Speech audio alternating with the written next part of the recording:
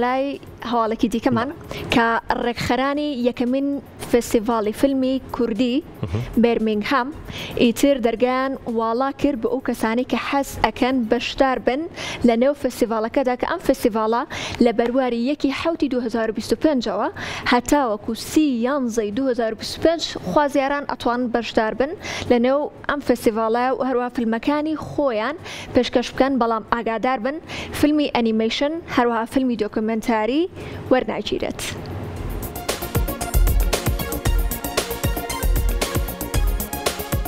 دەستی ڕێکخەرانی یەکەمین فستیڤاڵی فیلمی کوردی بێرمینگهام بەردەوامن لە ئامادەکاریەکان بۆ فستیڤاڵەکەیان. لە نوێترین ڕاگەیاندراودا ڕێکخەرانی فستیڤاڵەکە دەرگای وەرگرتنی فیلمیان بۆ فستیڤاڵەکە واڵا کرد. بڕیارە لە بەرواری 1/7/2025 هەتا 30/11/2025 دەرگای وەرگرتنی فیلمەکان واڵا بێت. هەروەها یەکەمین خولی فستیڤاڵی فیلمی کوردی بێرمینگهام سەرەتای مانگی ڕەشەمەی 2026 دەست پێ دەکات و بۆ ماوەی 4 ڕۆژ بەردەوامە بێت.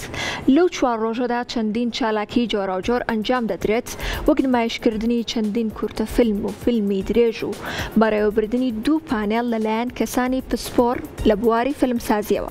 وا بڕیارە بۆ ئەم خولەی فستیڤاڵەکە 6 خەڵات لەگەڵ شایستەی دارایی بە فیلمەبراوەکان ببەخشرێت.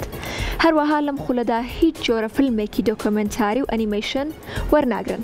دەرهێنەران و فیلمسازان دەتوان لەسەر پەرەفەرمیەکانی فستیڤاڵ تەواوی مەرج و پێویستیەکان و لینکی ناردنی بەرهەمەکان بەردەست بخەن.